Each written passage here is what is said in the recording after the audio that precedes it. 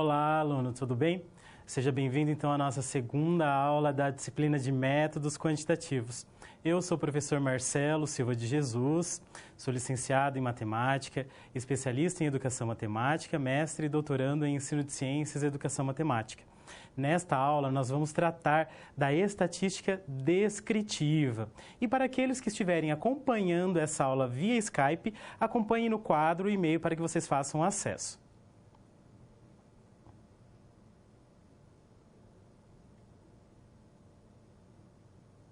Bom, então, como eu já mencionei, nós vamos tratar nesta aula da estatística descritiva. E assim eu convido você a darmos início à aula. Acompanhe comigo no quadro.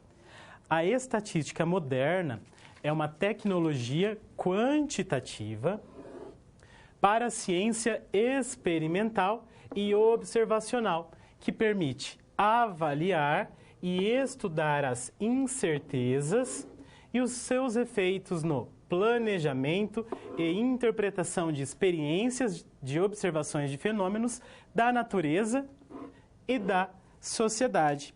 Então, nós vamos tratar especificamente nesta aula do planejamento, nós vamos tratar da coleta de dados. Então, desde lá do início de uma pesquisa estatística, o que eu tenho que fazer? Qual o meio para se coletar os dados da minha pesquisa? O que é população, o que é amostra. Então, nós vamos tratar de elementos importantes para uma pesquisa estatística. E agora eu convido você, então, a assistir o vídeo de abertura desta aula.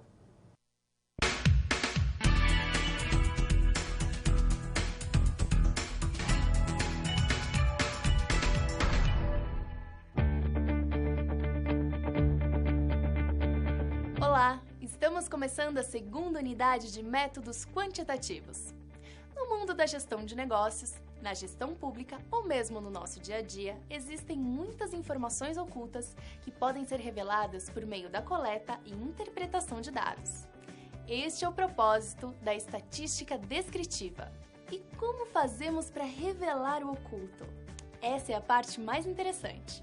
Alguns métodos estatísticos são capazes de nos levar a valiosas descobertas. Para isso, são necessários alguns passos. Para te dar uma ideia do que vamos ver nessa unidade, imagine, por exemplo, um achocolatado. Talvez você não saiba, mas na produção dele, além dos nutrientes, também é acrescentada uma boa dose de estatística descritiva. A empresa produtora precisa saber com quem deve falar em suas propagandas e para quem vende. Que tipo de pessoas compram seus produtos? Quem consome? Há novos mercados promissores? Os clientes estão satisfeitos com nossos produtos? Essas perguntas definem o que pesquisar e os objetivos de uma pesquisa estatística. E qual o primeiro passo para começar essa pesquisa? A coleta de dados. Mas certamente você já se deu conta de que o achocolatado está presente em muitos lares. Bem, são milhões. Aí que entram as técnicas de amostragem, coletando respostas de um conjunto de pessoas em vez do todo. A utilização da estatística descritiva já começa aí. Como fazer que a amostra seja representativa dos milhões de consumidores? Aguarde nessa unidade! E depois de feita a coleta de dados? Esse é o truque. Como apresentar os resultados? Nessa unidade também vamos ver isso. Técnicas de organização dos dados coletados. E você vai aprender a mágica de transformar as informações em tabelas e gráficos.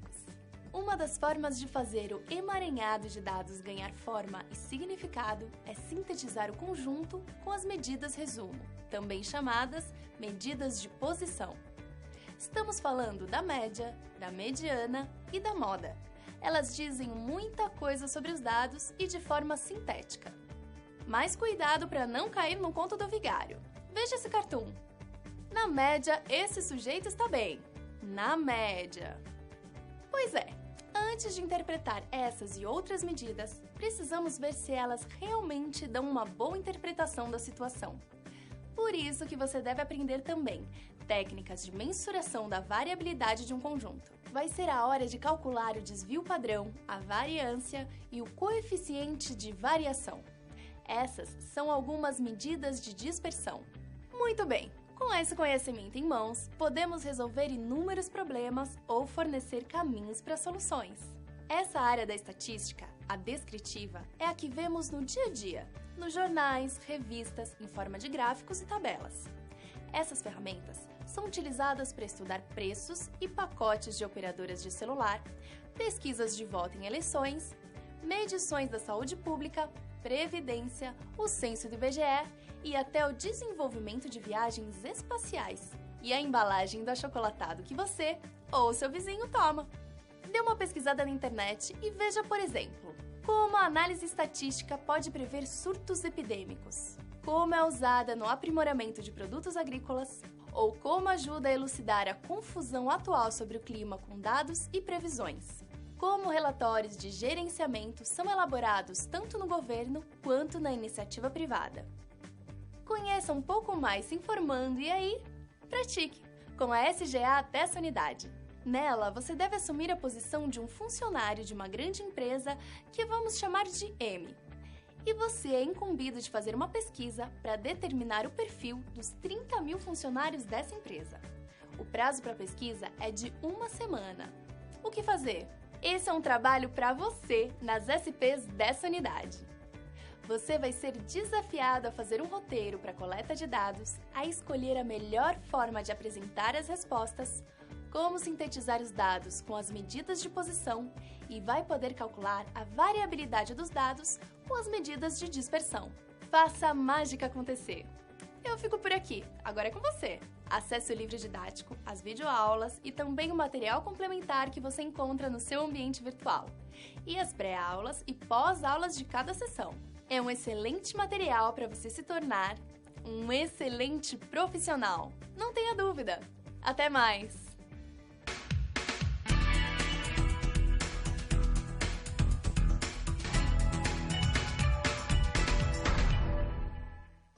Bom, então você pôde perceber, por meio do vídeo de abertura desta aula, os conceitos que serão tratados. Mas para que haja uma aprendizagem de fato significativa, alguns conhecimentos são importantes, os conhecimentos prévios. Então, entre os conhecimentos prévios, nós temos aqueles relacionados à matemática básica, as operações, adição, subtração, multiplicação e divisão, lidar com expressões tanto algébricas quanto numéricas e noções primitivas de conjunto, elemento e a relação de pertinência, que relaciona o elemento ao conjunto. É importante também que você saiba operar as porcentagens, calcular uma porcentagem de um determinado valor. Mas vamos relembrar então o conceito de porcentagem, como calculá-la. Então, as porcentagens nada mais são do que frações cujos denominadores são 100. Então, toda fração que tem o denominador igual a 100, nós falamos em porcentagem. Por isso, o nome porcentagem. E a porcentagem, ela possui diferentes representações. Entre elas, nós temos a representação percentual, fracionária e decimal. Vejamos alguns exemplos. 2%. Na representação percentual, eu escrevo 2 com o símbolo de porcentagem. Na representação fracionária, como que eu faço? 2% é o mesmo que 2 sobre 100. E para obtermos a representação decimal, basta dividirmos 2 por 100. 2 dividido por 100 é o mesmo que 0,02. Um outro exemplo, 50%. 50% na representação percentual é o 50 seguido do símbolo de porcentagem, que é a barra com os 2 pontos. A representação fracionária, 50 sobre 100, veja, 50 por 100, 50%. E decimal, 50 dividido por 100, 0,5. Basta dividirmos o 50 pelo 100, o de cima pelo de baixo. E o cálculo de porcentagens? Vejamos alguns exemplos. 25% de 300. Como que eu calculo? Bom, basta multiplicarmos o 25 pelo 300 e dividirmos o resultado por 100. Como nós temos uma multiplicação na parte de cima da fração, nós podemos simplificar os zeros. Então, 300 termina com 2 zeros e o 100 também. Então, eu posso simplificar. O que sobra? Sobra 25 vezes 3 em cima, que é o 75. Embaixo 1. 75 dividido por 1, 75. Um número dividido por 1 é sempre ele mesmo. Outro exemplo. 8% de 30, o mesmo raciocínio. 8 vezes 30. E o resultado eu divido por 100. Mas eu sempre vou dividir por 100? No cálculo de porcentagem, sim. A divisão sempre será por 100. 8 vezes 30, 240. Isso dividido por 100, quanto que dá? Quanto que é 240 dividido por 100? 2,4. Então, 25% de 300 é igual a 75 e 8% de 30 é igual a 2,4. Então, é importante que você revise esses conceitos de matemática básica, como as operações de adição, multiplicação, subtração e divisão, as expressões numéricas e algébricas. É importante também que você relembre o que é porcentagem e o cálculo da porcentagem. E aí é importante que você saiba calcular a porcentagem tanto manualmente quanto utilizando a calculadora, seja científica ou a HP. Vamos então agora conhecer a situação geradora de aprendizagem. Imagine que você é um funcionário de uma grande empresa que denominaremos de M e foi incumbido de realizar uma pesquisa para determinar o perfil dos 30 mil funcionários. O relatório final dessa pesquisa deverá conter informações pessoais como idade, peso, altura, sexo, cor dos olhos, raça e também informações sobre a satisfação em relação às condições de trabalho e em relação às condições de remuneração. Considere que o prazo estipulado para a realização dessa tarefa seja de 1 semana. Nesse ponto, algumas dúvidas devem ter surgido. Entre elas, podemos mencionar: o que exatamente devo pesquisar? Como fazer essa pesquisa? O tempo será suficiente para pesquisar todos os funcionários? Em caso negativo, o que fazer? Como apresentar os resultados obtidos com a pesquisa? Então, perceba que nós teremos aí esse contexto empresarial, é uma empresa que tem por objetivo fazer uma pesquisa sobre o perfil dos funcionários, dos 30 mil funcionários. Como que será realizada essa pesquisa, então? Então, vamos tratar de conceitos, elementos importantes da estatística descritiva para realizarmos, então, essa pesquisa. E assim eu convido você agora a acompanhar a primeira situação-problema. Olá! Você já pensou no dia a dia da carreira que você escolheu seguir? Bom, para ter uma ideia dos desafios da sua área, agora você vai procurar soluções para situações-problema. Para prosseguir, primeiro é necessário ter estudado e finalizado a sua pré-aula, já que é nela que você encontra os conceitos e as teorias da disciplina. Feito isso, você vai conhecer a sua primeira SP e vai identificar onde a situação se passa, quais agentes estão envolvidos e quais são os recursos disponíveis. Com essas informações, você vai problematizar o contexto apresentado para então solucionar o desafio. Preparado para começar a SP1? Então boa sorte e até mais!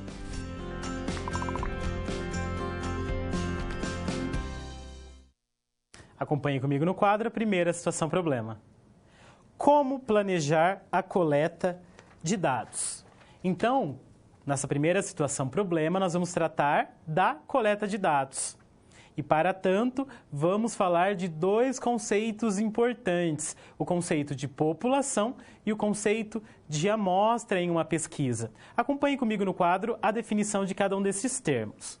Então, nós entenderemos população como sendo o conjunto de todos os elementos que possuem determinada característica em comum, enquanto que a amostra é qualquer subconjunto, e aí nós vamos entender aqui subconjunto como sendo uma parte de uma população. Então, como está sendo representado aqui no desenho, o cozinheiro experimentando a comida, nós temos aí uma situação que, para determinar se toda a comida está bem temperada, se está do agrado do cozinheiro, ele não precisa provar toda a comida, ele prova uma parte. Então essa é uma ideia, traz até uma ideia da diferença entre a população e a amostra. Então a população é o todo que se pretende avaliar, que se pretende pesquisar, enquanto que a amostra é uma parte deste todo. Um exemplo é uma pesquisa de intenção de voto. Digamos que você tenha por intenção fazer uma pesquisa de intenção de votos na sua cidade. O que seria a população? A população seria o conjunto formado por todos os eleitores da sua cidade. Muita gente? Bom, isso vai depender da sua cidade. E a amostra? O que seria a amostra para esse tipo de pesquisa? Por questões de tempo, por questões de investimento, por questões de custo, pode ser que não seja viável pesquisar todos os eleitores. Isso vai depender da quantidade de eleitores, do tempo, do custo. Então, pode ser que seja viável coletar uma parte. Então, eu posso, por exemplo, definir ou pesquisar 5 eleitores de cada bairro da sua cidade. E aí eu tenho composto, então, uma amostra. Entendeu, então, a diferença entre população e amostra? Um erro muito comum é as pessoas acharem que em estatística a população é um conjunto de pessoas. Não. Em estatística nós entendemos população como um conjunto de elementos que possuem uma característica em comum. Então essa população poderia ser um conjunto de plantas, poderia ser um conjunto de flores, um conjunto de bactérias, uma colônia de bactérias que um cientista está pesquisando, um conjunto de pedras. Então é aquilo que se deseja pesquisar, o conjunto todo. Então, nós vimos aí a diferença entre população e amostra, que são dois conceitos importantes para definirmos antes de uma coleta de dados. E vamos falar agora de um outro conceito importante, que é o conceito de variável. Acompanhe comigo. Quando estudamos uma população, estamos interessados em suas variáveis e nos possíveis valores que elas podem assumir. As variáveis, elas podem inicialmente ser classificadas em quantitativas ou qualitativas. E qual que é a diferença, professor? Bom, uma variável será classificada como quantitativa quando os valores que ela puder assumir forem apenas valores numéricos que indicam quantidade. Por exemplo, idade de uma pessoa, peso, altura, salário médio dos funcionários de uma determinada empresa, são exemplos de variável quantitativa. Já a variável qualitativa são aquelas variáveis que não são expressas por valores numéricos que indicam quantidade. Por exemplo, cor do cabelo, cor dos olhos, cor da pele. Então, são exemplos de variáveis qualitativas. Mas essas duas variáveis, essas duas classificações, elas recebem ainda subclassificações. Acompanhe comigo novamente no quadro. Então, nós temos ainda que as variáveis quantitativas podem ser classificadas como discretas ou contínuas. Quando que uma variável quantitativa será classificada como discreta? Então, lembre-se, falou em quantitativa, são aquelas variáveis expressas por valores numéricos que indicam quantidade, por isso quantitativas. Elas serão discretas quando esses valores numéricos puderem ser apenas números inteiros. Por exemplo, número de filhos de uma determinada família.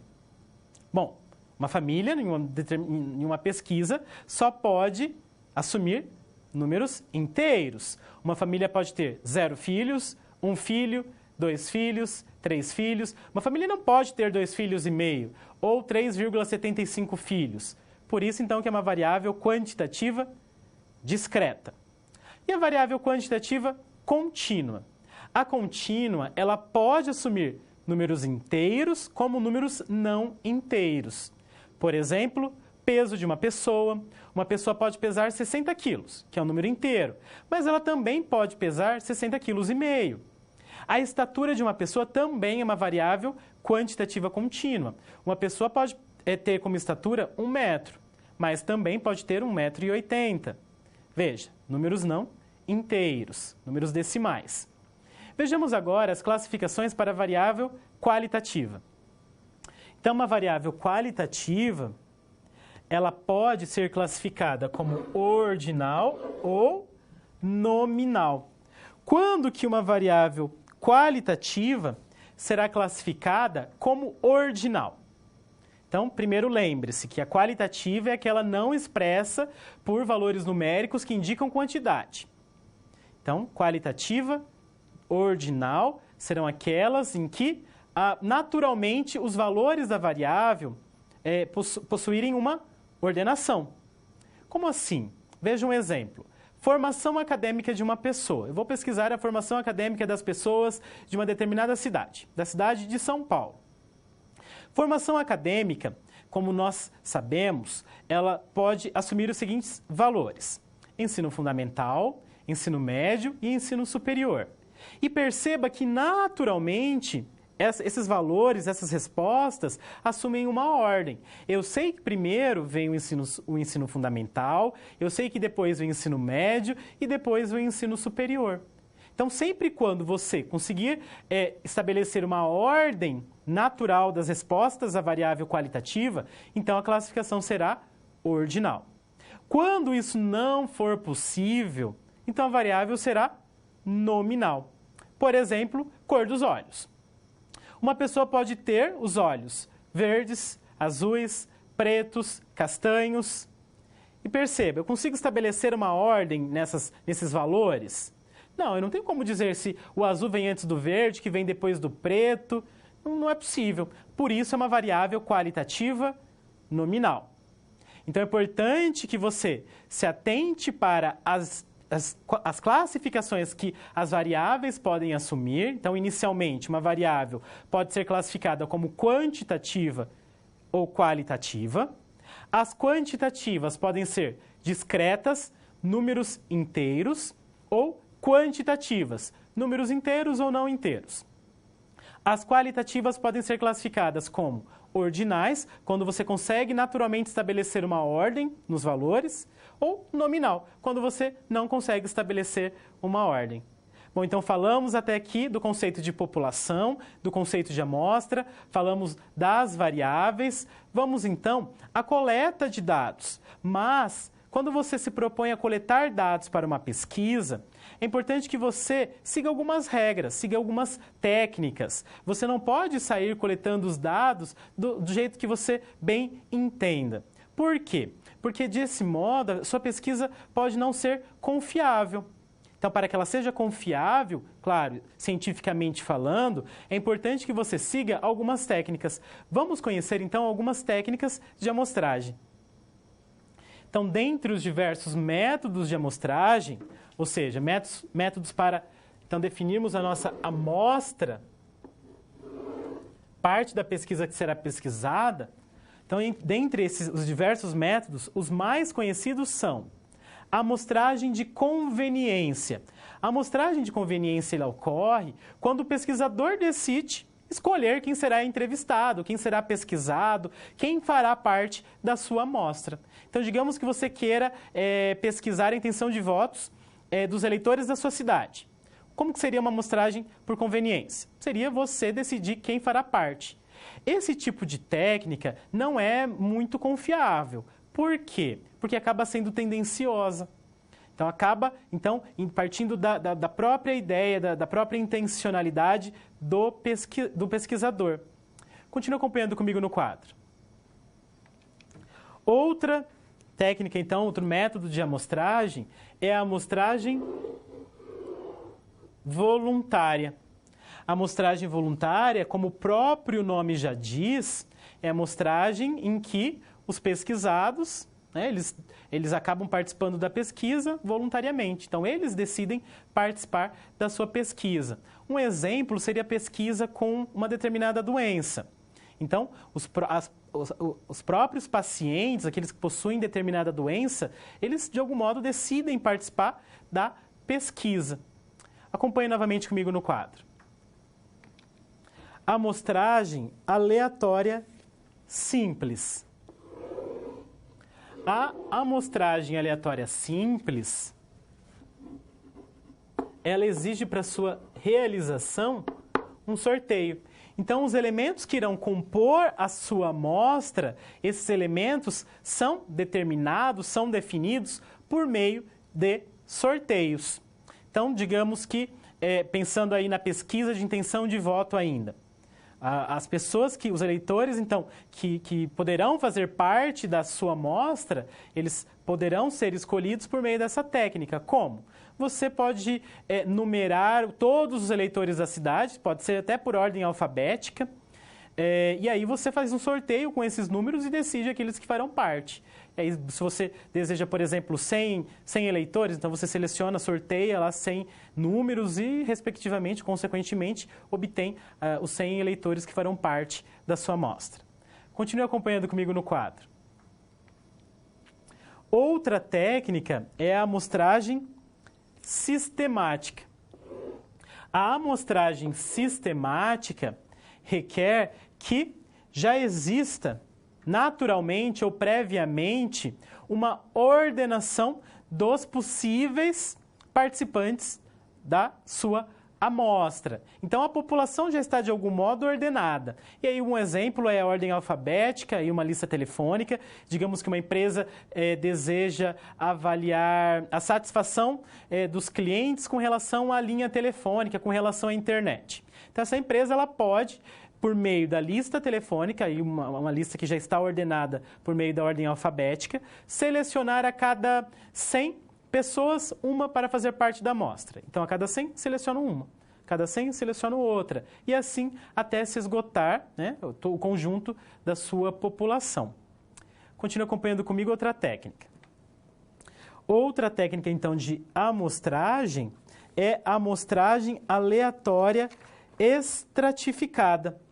Na amostragem aleatória estratificada, nós consideramos que na população existam estratos heterogêneos. Como assim? Veja um exemplo. Digamos que eu queira avaliar a satisfação das pessoas de uma determinada cidade para um produto. Mas aí, para esse produto, a opinião de homens e a opinião de mulheres se torna diferente.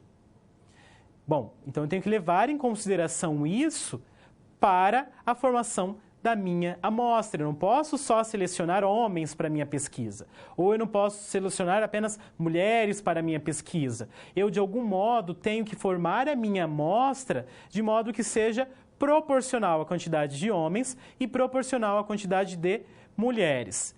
Acompanhe comigo no quadro um exemplo. Então, vamos considerar que em uma sala de aula tem uns 50 alunos. Eu quero fazer uma pesquisa com esses 50 alunos. Então, a minha população são 50 alunos.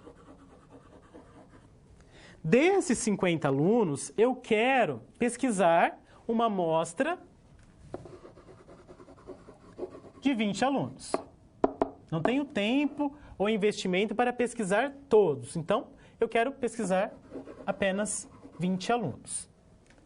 Porém, eu tenho que levar em consideração que dessa população de 50 alunos, 35 são mulheres e 15 são homens. Então, na formação da minha amostra, eu quero uma quantidade proporcional de mulheres e proporcional de homens. Como que eu faço isso? Bom, então eu divido a quantidade de mulheres pelo total. Por quê? Para saber a representatividade das mulheres em relação ao todo. Quanto que as mulheres representam em relação ao todo? Então eu faço 35 dividido por 50. 35 dividido por 50 é igual a 0,7. E como nós vimos no início dessa aula, 0,7 na representação percentual é o mesmo que 70%. E os homens? Quanto que os homens representam? Os homens representam 15 dividido por 50. 15 dividido por 50 é igual a 0,3, ou, em porcentagem, 30%. Então, eu sei que as mulheres representam 70% do todo e os homens representam 30% do todo. Isso tem que ser, então, levado em consideração na formação da amostra. Então, eu tenho que ter 70% de 20 para a quantidade de mulheres. 70% de 20, como que eu calculo? Lembra-se do começo da aula. 70 vezes 20, eu divido o resultado por 100. Será igual a 14. 30%. 30% de 20 é igual a 6. 30 vezes 20 dividido por 100 é igual a 6. E assim, então, eu formo a minha amostra com 14 mulheres e 6 homens, respeitando, então, a proporção em relação ao nosso todo. Então, veja que, deste modo, nós podemos aplicar a amostragem aleatória estratificada. E acompanhe comigo no quadro um outro tipo de técnica para a coleta, para a definição da nossa amostra. Amostragem por conglomerado. A amostragem por conglomerado é um tipo de amostragem muito parecida com a estratificada, porém, a amostragem por conglomerado leva em consideração grupos homogêneos, diferente da estratificada, que leva em consideração grupos heterogêneos. Vimos, então, diferentes tipos de amostragem e vamos agora conhecer um roteiro para a coleta de dados. Acompanhe comigo no quadro. Então, roteiro para uma coleta de dados. Como que nós podemos, então, construir um roteiro? Primeiro, definir o objetivo da pesquisa. Depois, definir as variáveis e a população de interesse. E aí as variáveis, como nós estudamos anteriormente, e a população também. 3. Definir o sistema de coleta de dados. Aqui eu estou entendendo a técnica de amostragem.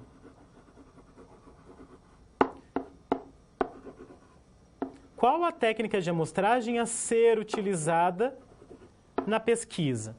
Se for necessário, claro, a construção de uma amostra. 4. Coletar os dados. Então, depois de definida a técnica de amostragem, nós vamos à coleta de dados. 5. Revisamos os dados coletados e, assim, nós temos um roteiro para uma coleta de dados. É claro que você pode construir o seu roteiro com as suas especificidades, com a sua cara. É importante que você construa um roteiro pensando na sua pesquisa. Esse foi um exemplo. E assim, então, tratando de diferentes conceitos, nós já podemos resolver a primeira situação-problema. Acompanhe comigo no quadro. Então, possível roteiro para uma coleta de dados pensando na empresa M, na pesquisa do perfil dos 30 mil funcionários. Então, primeiro, definir os objetivos da pesquisa. Determinar o perfil dos 30 mil funcionários da empresa M. Esse é o nosso objetivo. 2. Definir as variáveis e a população de interesse. Bom, as variáveis: idade, peso, altura, cor dos olhos, satisfação em relação às condições de trabalho e a satisfação em relação à sua remuneração. Esses elementos serão aqueles a serem pesquisados, serão as nossas variáveis. E a população, os 30 mil funcionários da empresa M. 3. Definir o sistema de coleta. Podemos utilizar a amostragem estratificada. Por quê? Para considerarmos uma quantidade proporcional de mulheres e uma quantidade proporcional de homens a comporem a nossa amostra. 4. Vamos, então, à coleta dos dados. Como que os dados poderão ser coletados? Por meio de entrevistas, por meio de questionários ou formulários? Vamos definir formulários que podem ser respondidos e enviados por e-mail. Veja que hoje, com tanta tecnologia, nós podemos agilizar essa coleta de dados utilizando a internet. Então, você pode encaminhar os formulários ou até mesmo um questionário para o pesquisado e ele encaminha de volta por e-mail. E 5, por fim, nós revisamos os dados coletados. E assim, então, nós resolvemos a primeira situação-problema e eu convido você agora a acompanhar a segunda situação-problema.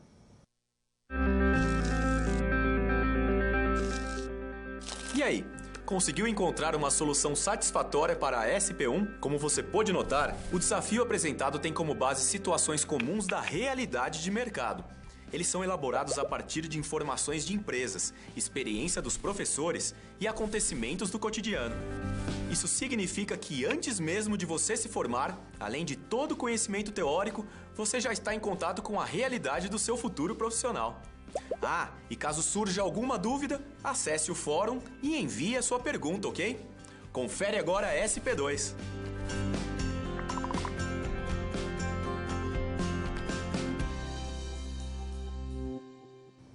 Vamos conhecer então a segunda situação-problema. Fizemos um planejamento da coleta de dados para a pesquisa da empresa N e elaboramos um roteiro para a realização de tal tarefa. Para continuar o trabalho, vamos considerar que os dados já foram coletados, sendo a nossa tarefa agora organizá-los, resumi-los e apresentá-los.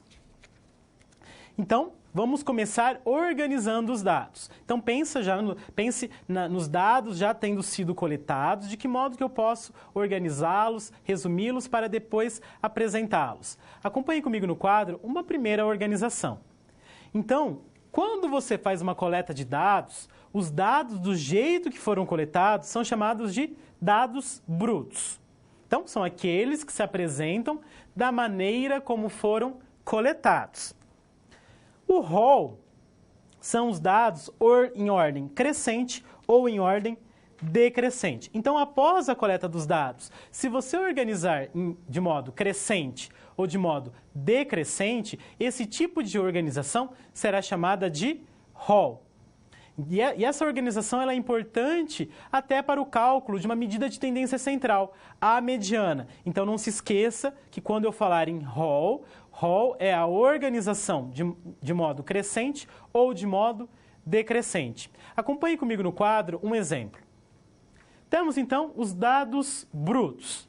18, 42, 31, 26, 21, 24, 20 e 90. O que seria o rol crescente? É a organização dos dados do menor para o maior. Já o rol decrescente é o contrário, do maior para o menor. Então, esse é um primeiro tipo então, de organização dos nossos dados, o rol. Um outro tipo de organização, de apresentação dos dados, são os gráficos. Os gráficos, de um certo modo, facilitam a visualização dos dados, facilitam a interpretação do leitor, do seu público-alvo. Vamos conhecer, então, alguns tipos de gráficos. Gráfico para variáveis qualitativas. Então, para as variáveis qualitativas, nós temos o gráfico de barras.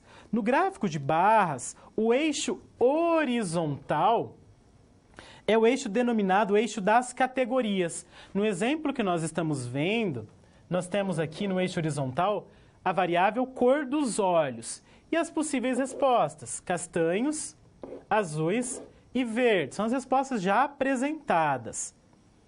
Já no eixo vertical, nós temos o eixo das quantidades. E cada barra representa um dos valores assumidos pela variável.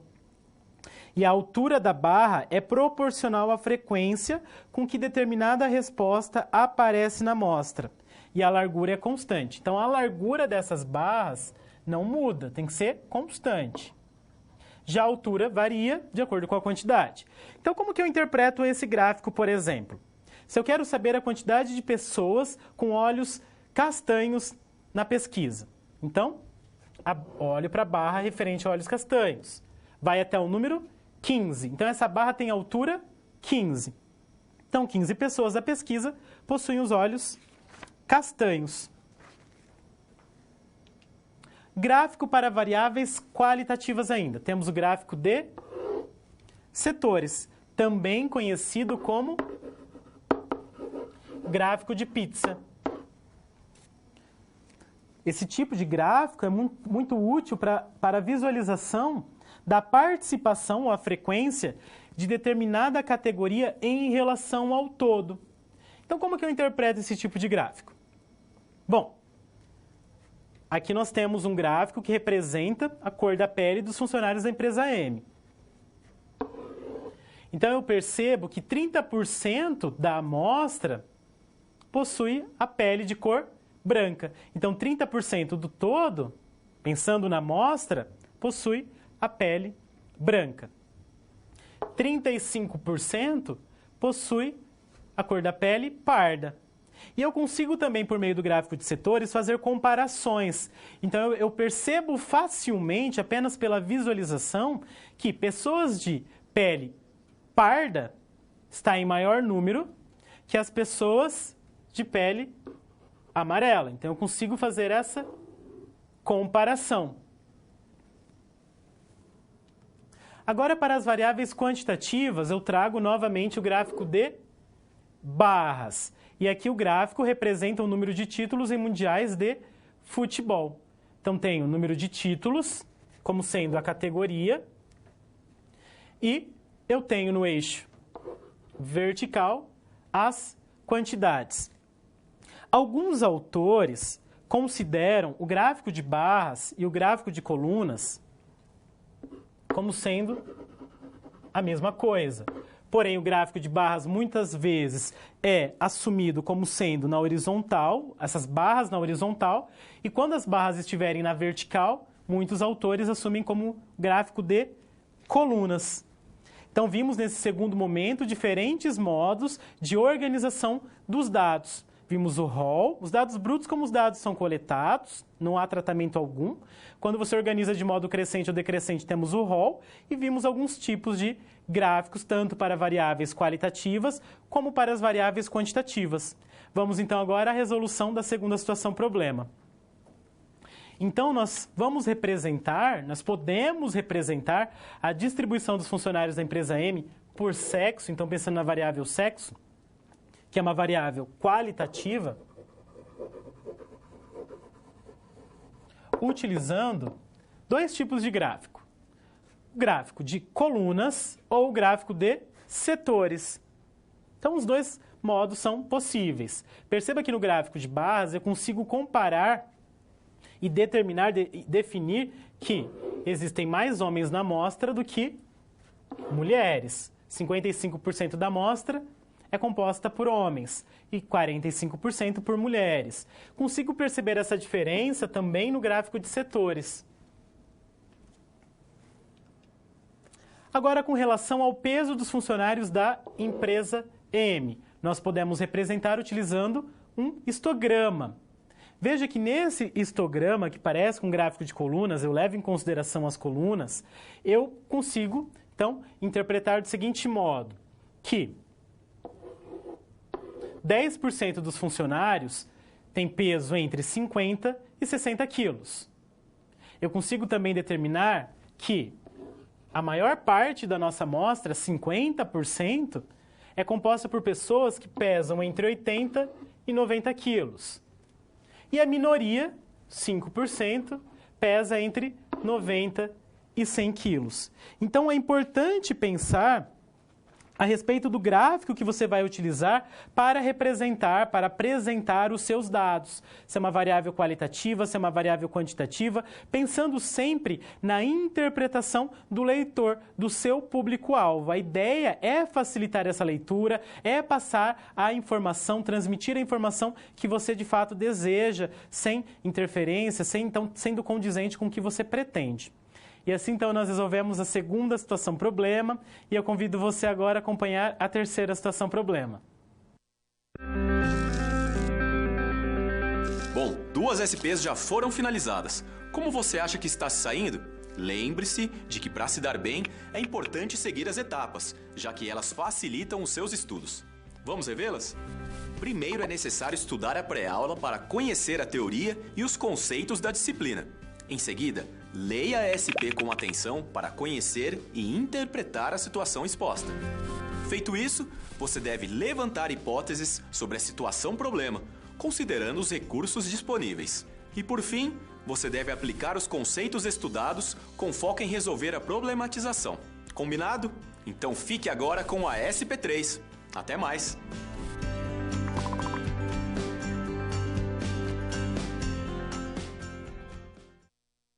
Vamos então agora à terceira situação problema. Existem ainda outras maneiras de resumir conjuntos de dados que vão além de uma tabela ou um gráfico. E nós vamos continuar considerando a tabela com os 20 funcionários da empresa M, referente à amostra da pesquisa. Como representar os dados referentes a cada variável por um único valor? Que valor seria mais adequado para cada conjunto? Então, neste terceiro momento, nós vamos tratar especificamente das medidas de tendência central, que possivelmente você já tenha estudado na educação básica. A mais conhecida, a média aritmética. Então, vamos começar falando da média. Então, a média aritmética, ou simplesmente média, corresponde à divisão da soma de todos os valores de um conjunto pela quantidade de valores desse conjunto. E abaixo nós temos a fórmula indicando isso, que nós somamos todos os valores e dividimos pela quantidade de valores. Veja um exemplo. Calcule a média do seguinte conjunto de dados: 18, 20, 21, 24, 26, 31, 42 e 90. Como que nós fazemos para calcular a média? Primeiro, somamos todos os valores. Então, 18 mais 20 mais 21 mais 24 mais 26 mais 31 mais 42 mais 90. Depois de somar, eu divido pela quantidade de valores. Quantos valores nós temos? 1, 2, 3, 4, 5, 6, 7, 8. Então, dividimos por 8. A soma resulta em 272. 272 dividido por 8 é igual a 34. Então, 34 é a média desse conjunto de dados. Uma outra medida de tendência central é a mediana. Então, a mediana ou valor mediano de um conjunto de dados, simbolizada por MD, corresponde ao valor central de um rol. E aqui eu já chamo a atenção. Corresponde ao valor central de um rol. Então, é extremamente importante que antes de determinar a mediana, você organize os dados em rol, ou seja, em ordem crescente ou decrescente. Se você não fizer isso, se os dados não estiverem organizados em rol, ordem crescente ou decrescente, a mediana possivelmente não estará certa. Acompanhe comigo no quadro novamente. Para calcular a mediana, então, temos que considerar dois casos. Primeiro, quantidade ímpar de valores. Segundo, quantidade par de valores. Por que nós temos que considerar esses dois casos? Se eu tiver uma quantidade ímpar de valores no meu conjunto, a mediana será exatamente o termo central. Então, eu vou ordenar os dados em rol, pode ser crescente, e aí a mediana, para uma quantidade ímpar, é exatamente o termo central, aquele que divide o conjunto em duas partes com a mesma quantidade de dados. Agora, quando você tiver uma quantidade par de valores, você não irá conseguir tomar um único valor no centro. Você terá dois. E aí, qual que será o meio de calcular a mediana? Você irá calcular a mediana fazendo a média aritmética dos dois termos centrais. Acompanhe comigo no quadro um exemplo. Calcule a mediana dos valores amostrados das variáveis x e y apresentados a seguir. Para a variável x, veja que nós temos 8 dados. Então, uma quantidade par. Quais são os dois termos centrais? Lembrando que já está em rol. Já estão organizados em rol. Tanto os dados de x quanto de y. Então, os dois centrais serão 144 e 148. Então, a mediana será o quê? A mediana será a média aritmética desses dois valores. 144 mais 148, e isso dividido por 2. 144 mais 148, 292, dividido por 2, 148. 146. Então, no nosso primeiro caso, a mediana é 146. E no segundo, que nós temos uma quantidade ímpar de valores. Nós temos 7 valores. Qual será a nossa mediana? A mediana será exatamente o 543. Perceba, 3 dados à esquerda e 3 à direita. Então, essa é a mediana. Agora, com relação à moda, terceira medida de tendência central que nós estudaremos. A moda, simbolizada por MO, é o valor com maior frequência. O que isso quer dizer? Que aparece mais em um conjunto de dados. E a palavra moda faz referência até ao que a gente conhece pelo senso comum. Né? Quando eu digo, tal roupa está na moda, quer dizer o quê? Que aquela roupa está sendo bastante utilizada, bastante usada. Então, é o que mais aparece. Na estatística, entenderemos moda do mesmo modo. O conjunto ele pode ser amodal, quando ele não possui moda. Bimodal, possui 2 modas. Trimodal, possui 3 modas. E quando possuir 4 ou mais modas, nós chamaremos de multimodal. Vejamos um exemplo. Qual a moda para o conjunto de dados referente à variável cor dos olhos? Então, veja a tabela. Cor dos olhos e a frequência. Para olhos azuis, 1 pessoa. Olhos castanhos, 7. Olhos pretos, 2.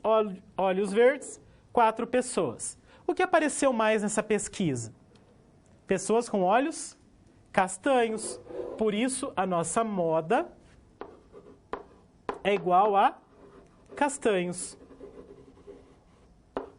Olhos castanhos é o que mais apareceu. Então, nós vimos nesse terceiro momento medidas de tendência central, as principais, a média, a mediana e a moda, e nós já podemos, então, resolver a terceira situação problema. Para a variável A, vamos calcular a média. A variável A é a idade. A idade dos 20 funcionários da empresa M. Então, como que eu calculo a média? Somo todas as idades. E da onde saíram esses valores, professor? Saíram lá da tabela com os 20 funcionários da empresa M. Então, somando todos os valores referentes à idade e dividindo por 20, que é a quantidade de valores, teremos que a soma será igual a 779, corrigindo, dividido por 20. 20, número de dados. 779 dividido por 20, 38,95, ou aproximadamente 39. Então, eu posso dizer que a idade média dos funcionários da empresa M, pensando na amostra, é de 30 anos. Ainda para a idade, vamos calcular a mediana. Como nós temos 20 dados, e essa quantidade ela é par, nós temos que determinar os 2 termos centrais da amostra. Como que eu determino os 2 termos centrais? Eu posso utilizar a seguinte técnica. Dividir o número total, 20 dados, por 2. Qual o valor que eu obterei? 10. Então, um dos dados estará na 10ª posição e o outro na posição seguinte, 11ª. Então, divido o número de dados por 2, 10ª posição. O outro estará na 11ª. Qual a idade que está na 10ª posição? 37. Na 11ª, 39. E não se esqueça que para o cálculo da mediana precisamos organizar os dados em rol, ordem crescente ou decrescente. 37 mais 39 dividido por 2 igual a 38. Então, por meio da mediana, a idade mediana seria de 38 anos. Agora, para a variável D, variável sexo. A variável sexo é uma variável qualitativa. Para variáveis qualitativas, eu não consigo utilizar a média ou a mediana.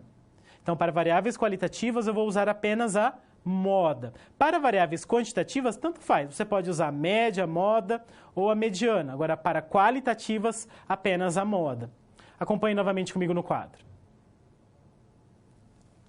Então, para a variável sexo, o que mais aparece? Variável D.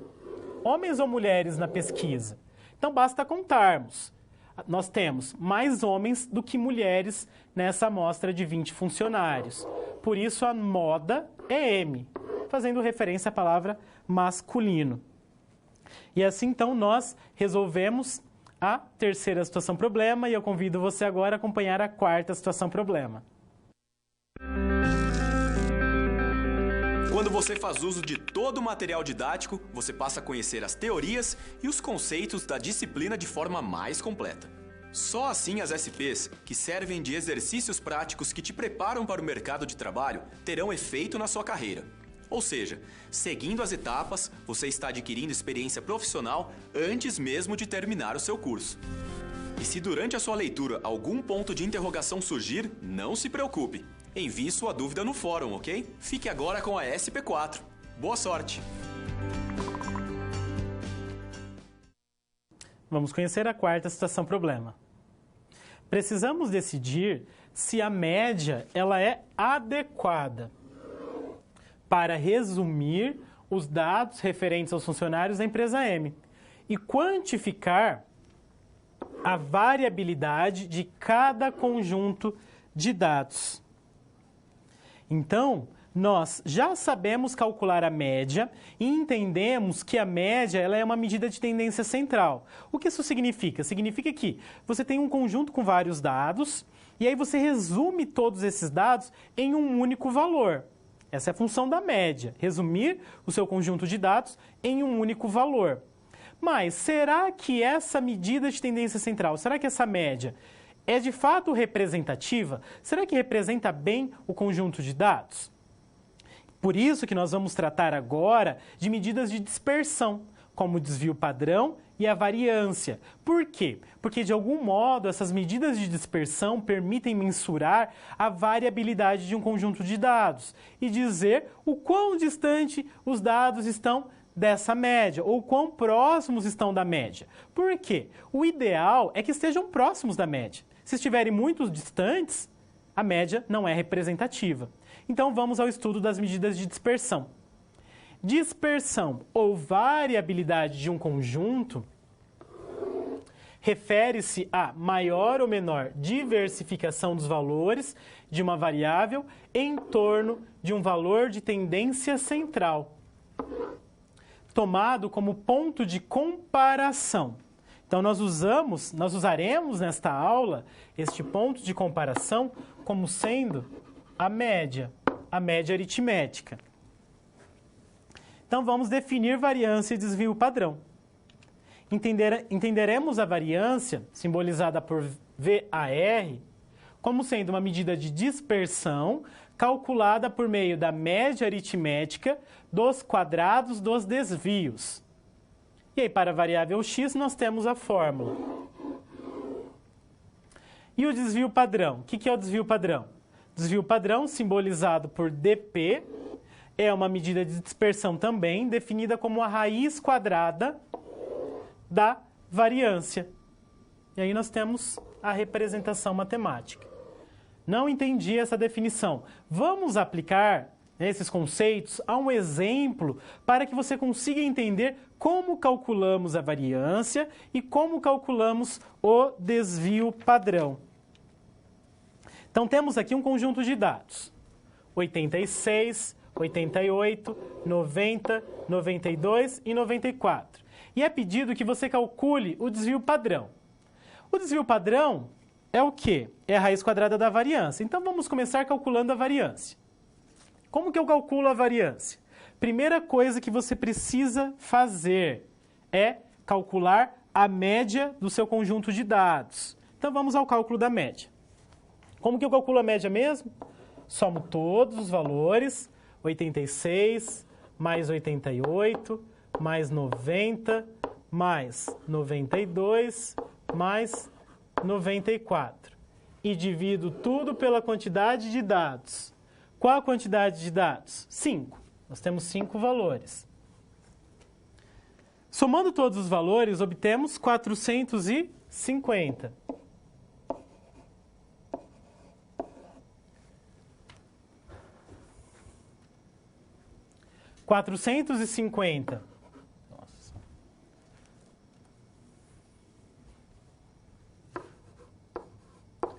dividido por 5 é igual a 90. Então, a nossa média é 90.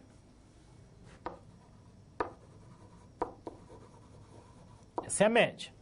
E o que eu faço depois que eu calculo a média? Vamos ao segundo passo. Depois que você calculou a média, você deve tomar cada um dos valores e subtrair a média. Depois que você subtrair, elevar ao quadrado. Então, vamos fazer isso para todos. 88 menos 90 ao quadrado.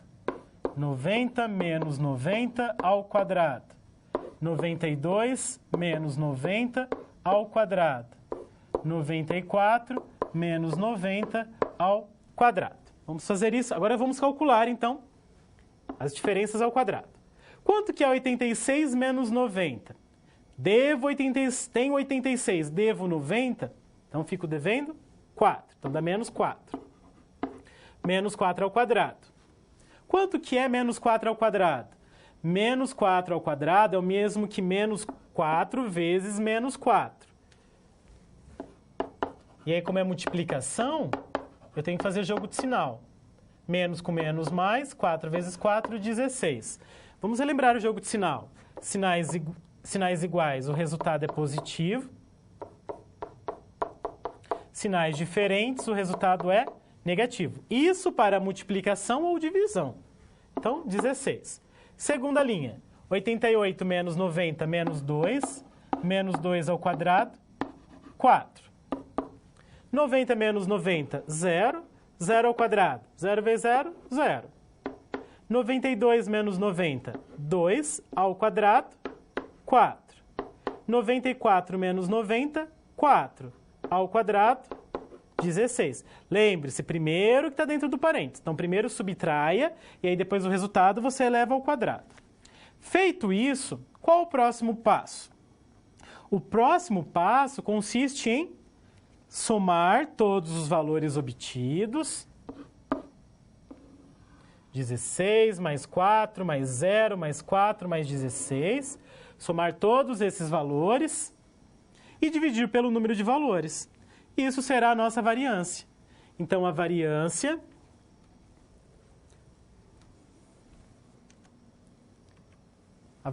então, será igual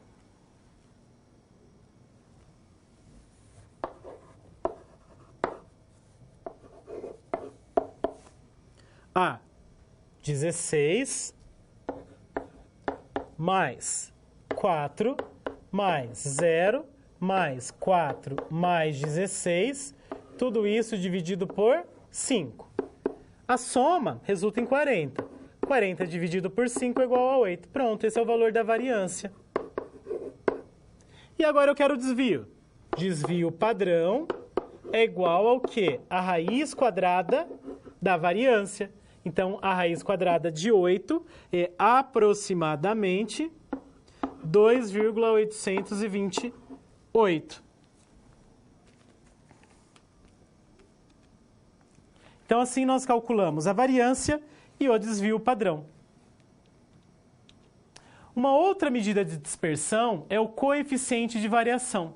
O coeficiente de variação, simbolizado por CV, é uma medida de dispersão definida como a raiz, ou seja, divisão entre o desvio padrão e a média de um conjunto de dados. E aí, para a variável x, nós temos que o coeficiente de variação é o desvio padrão dividido pela média. Essa é a fórmula. E o que eu faço depois que eu calculo o coeficiente de variação?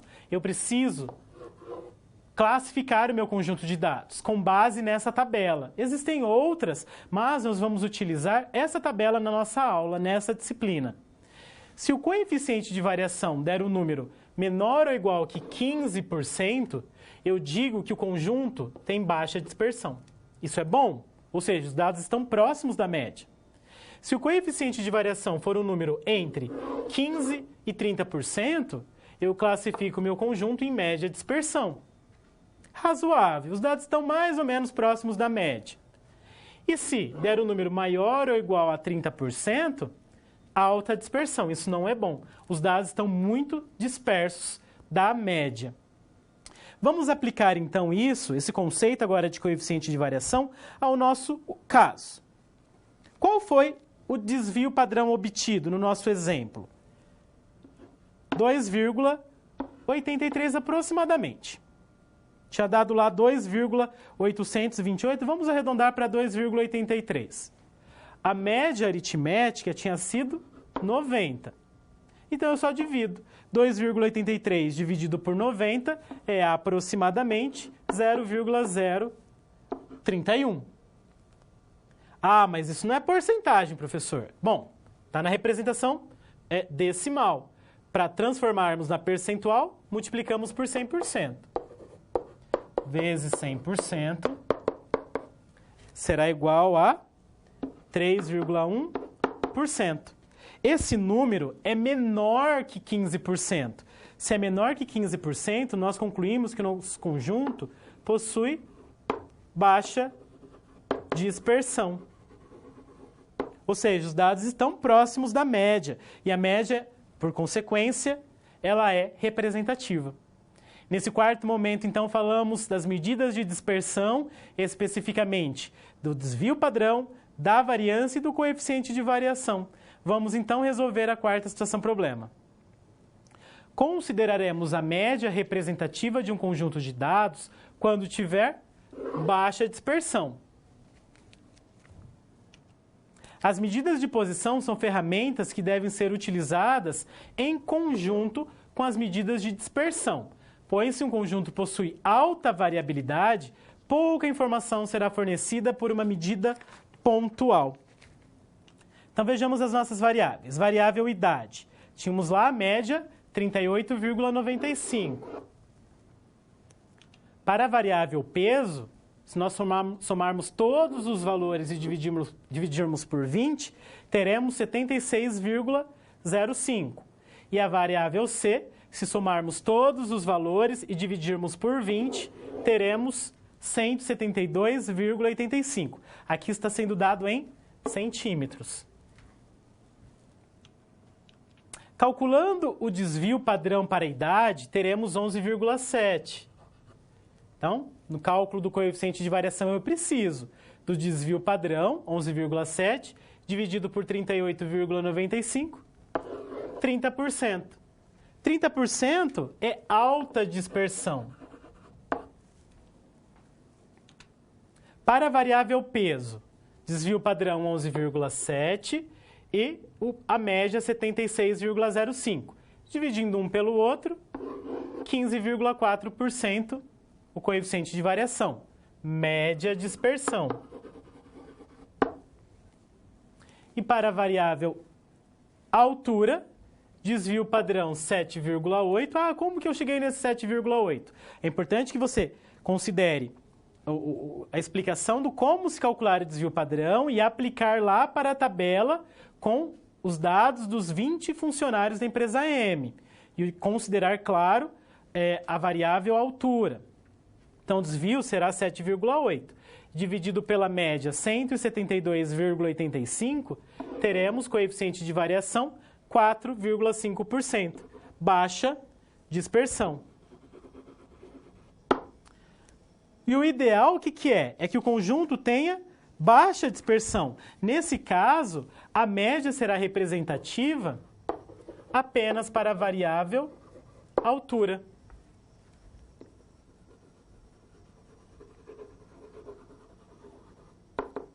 E aí eu poderia utilizar outras medidas de tendência central para o peso, para a idade dos funcionários. Bom, e assim então nós resolvemos a quarta situação problema e eu convido você agora a acompanhar novas situações. Bom, chegamos ao final da nossa aula. E depois de concluir todas as SPs, é hora de você refletir sobre tudo o que aprendeu com os desafios. Vamos lá? Primeiro, ficou claro que o conhecimento vem ao fazer uso do material didático disponível no ambiente virtual do aluno. Isso inclui fazer a pré-aula, assistir aos vídeos, ler os textos e acessar as web-aulas. E depois de compreender os conceitos da disciplina, você aprendeu a aplicar os fundamentos aprendidos em situações similares às da realidade do mercado de trabalho. Tudo isso faz de você um aluno proativo e mais capacitado para exercer a sua profissão, o que te coloca passos à frente na hora de ter sucesso profissional. Mas não acabou. Você ainda tem a sua pós-aula para acessar. Não vai esquecer, hein? Cada parte do processo é essencial para a sua aprendizagem. Respeite todas as etapas, ok? Bons estudos! Tchau!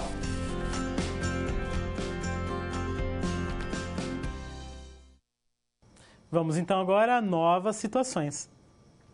Uma pesquisa de mercado obteve os seguintes dados relativos aos preços de um determinado produto: 2,35, 2,35, 2,40, 2,40, 2,40 e 2,55. A média é adequada para resumir os dados referentes aos preços coletados?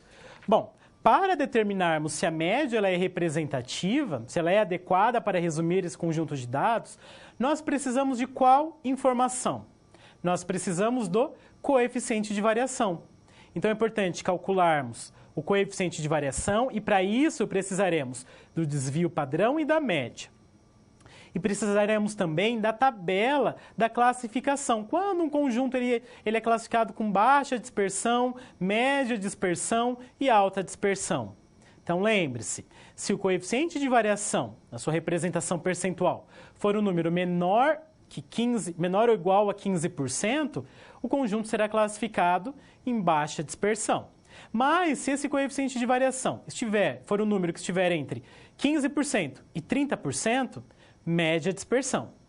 E igual a 30 ou maior que 30%, o conjunto será classificado em alta dispersão. E como que eu interpreto isso? O ideal é que eu tenha um conjunto com baixa dispersão. Aí sim eu posso concluir que a média ela é de fato representativa. Então vamos começar calculando a média aritmética e depois calcular o desvio padrão. Acompanhe comigo no quadro. Então nós temos aqui uma resolução que está no seu material, porém essa resolução ela não está correta. Então eu peço para que você desconsidere e vamos calcular juntos, então, a média aritmética. Então vamos lá. Calculando a média aritmética, teremos que somar todos os valores, 2,35 mais 2,35 mais 2,40 mais 2,40, 3 vezes, mais 2,55. Somamos tudo e dividimos pela quantidade de dados. Quantos dados nós temos? Nós temos 6 dados. Somando então os valores, obteremos 14,45. Dividindo por 6, aproximadamente 2,408. Bom, nós temos agora a média aritmética. Precisamos do que mais? Nós precisamos do desvio padrão. Como que nós vamos determinar o desvio padrão? Nós já aprendemos a calcular o desvio padrão manualmente. Utilizando lá a fórmula, nós calculamos a variância e depois o desvio padrão. Vamos aprender agora a calcular o desvio padrão utilizando a calculadora científica, utilizando então essa ferramenta tecnológica. Acompanhe comigo no quadro as etapas que nós vamos seguir para o cálculo do desvio padrão. Então, para determinar se a média é representativa, são necessários os seguintes dados: variância, para aí determinar o desvio, e o coeficiente de variação, utilizando uma calculadora científica. Como que nós fazemos? Acompanhe comigo na câmera de documentos, primeiramente, o tipo de calculadora que eu estou considerando. Então, eu estou considerando essa calculadora Cássio. Então, é importante que você se atente para o modelo e para a marca da calculadora. Se você estiver com uma HP ou uma outra calculadora, não tem problema. Você pode utilizar, inclusive, na prova ou nos seus estudos. Mas, neste momento, eu vou passar informações como calcularemos o desvio e a média utilizando essa calculadora. Continue acompanhando no quadro. Então, primeiramente, nós vamos ativar o modo estatístico. Como? Teclando a tecla mod e depois a opção 2. Segundo passo, vamos inserir os dados. 2,35, um exemplo, e depois eu teclo em M+. Faço isso com todos os dados. Digito o número, o valor, M+. Por quê? Para que assim o valor seja registrado na memória da calculadora. Terceiro, Shift 2. Quando eu apertar Shift e escolher a opção 2, serão apresentadas as seguintes opções.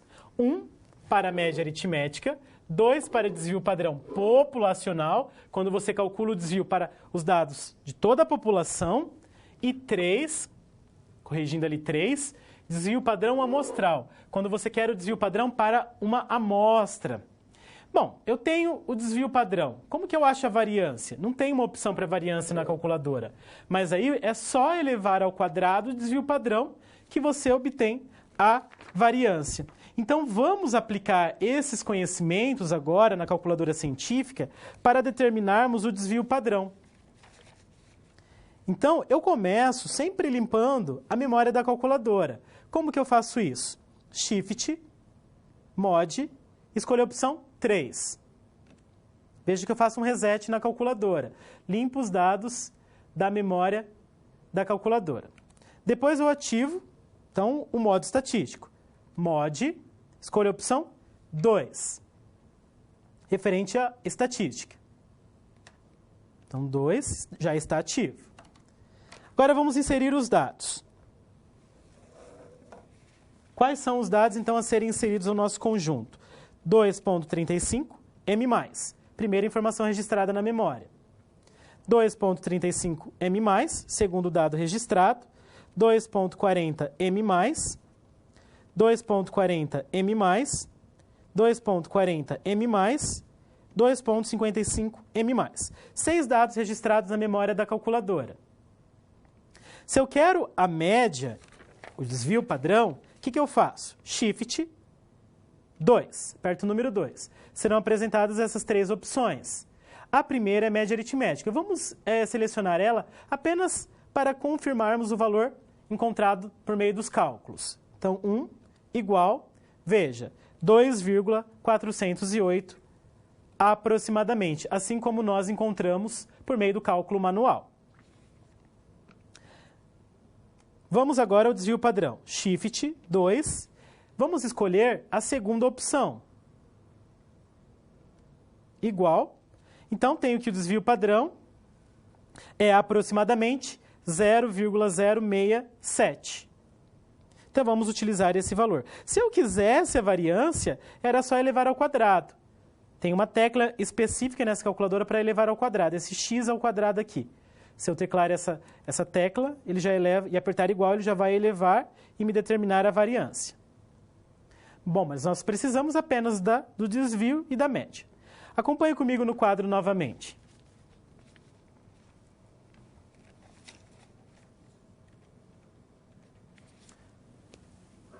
Então, nós temos a média e o desvio como sendo aproximadamente 0,067. Coeficiente de variação será igual à divisão do desvio padrão pela média, ou seja, 0,067 dividido por 2,408.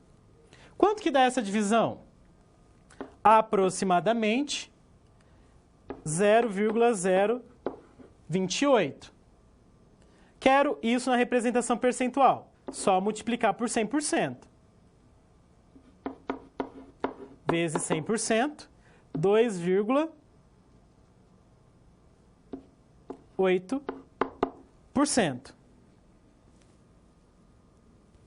Bom, 2,8% é um número menor que 15%. Se é um número menor que 15%, significa que o nosso conjunto tem baixa dispersão. Se o nosso conjunto tem baixa dispersão, concluímos que a média é sim representativa. E resolvemos essa nova situação. Bom, agora eu deixo um momento para que você encaminhe as suas dúvidas, as suas perguntas a respeito dos conceitos que foram tratados nessa aula. Logo eu retorno.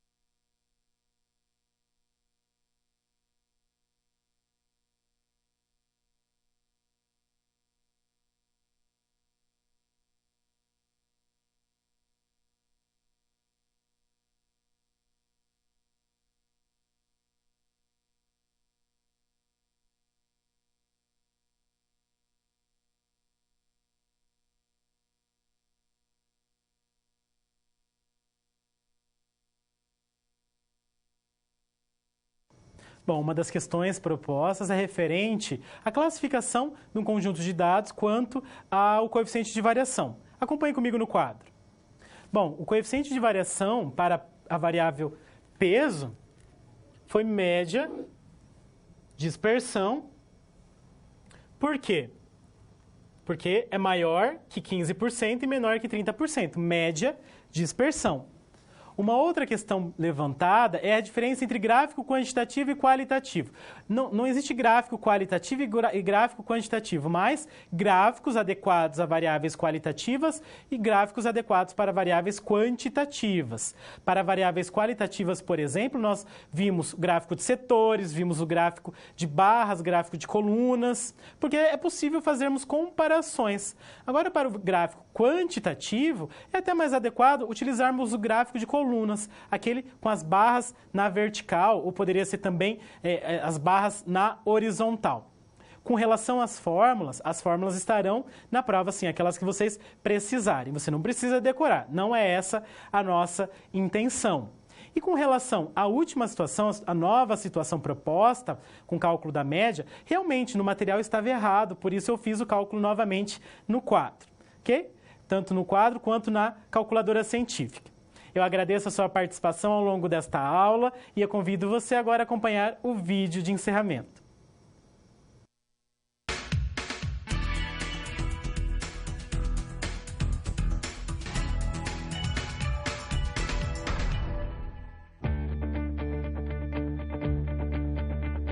Olá! Vamos chegando ao final da unidade 2 de métodos quantitativos.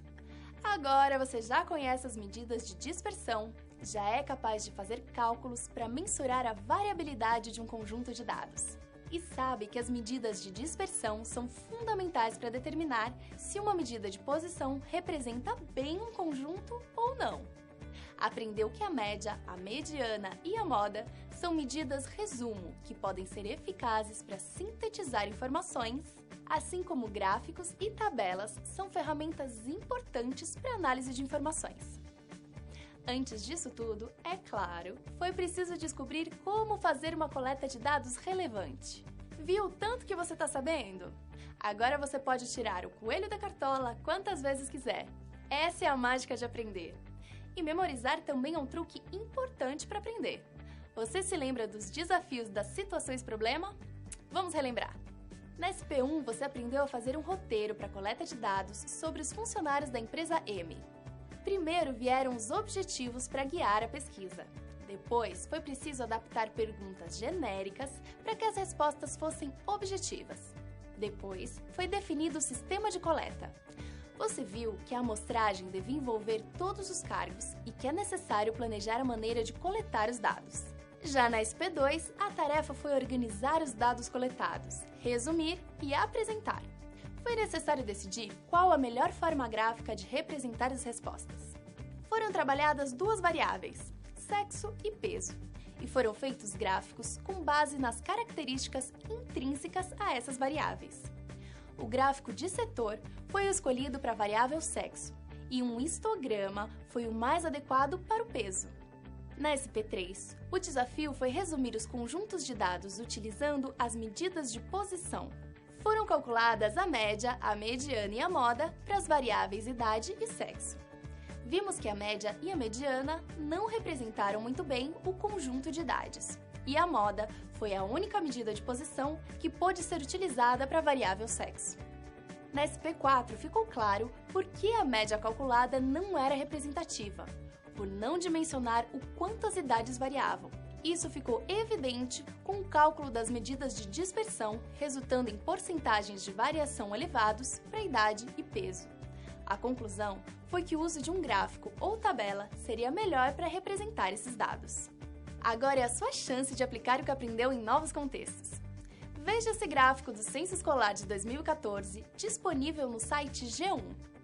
Em 2014, o número de escolas de ensino básico no Brasil era de 189.818. Com essa informação e as apresentadas no infográfico, é possível determinar a quantidade de escolas que possuíam laboratório de ciências, acessibilidade, quadra de esportes e outros itens. Calcule esses números e aproveite para fazer uma representação em gráficos de setores e de barras. Outra sugestão para você: a utilização da estatística descritiva é muito importante na criação de relatórios gerenciais. Acesse o site do Sebrae e baixe o roteiro ensinando como elaborar relatórios eficientes. Pratique tendo como referência dados do local onde você trabalha ou estuda. Esse é um aprendizado que você certamente vai usar profissionalmente. E aqui vão algumas dicas para você acessar os materiais didáticos e ver como a estatística descritiva está bem presente no seu dia a dia. Procure se informar mais sobre o censo escolar. Leia o artigo falando como ele é feito e qual sua importância para as decisões educacionais. Acesse o material sobre tipos de gráficos e veja como lidar com gráficos no Excel. Procure saber qual é a medida usada para divulgar o Índice de Desenvolvimento Humano, a média ou a mediana. E veja como um laboratório de coleta de sangue pode fazer seu controle de qualidade com o apoio de dados estatísticos. Você vai começar a notar que a estatística descritiva está por todo lado. Não deixe de realizar as atividades propostas. Leia o seu livro didático, os materiais complementares e principalmente a bibliografia recomendada. Você vai ver que a estatística é cada vez mais valiosa quanto mais você conhece sobre ela.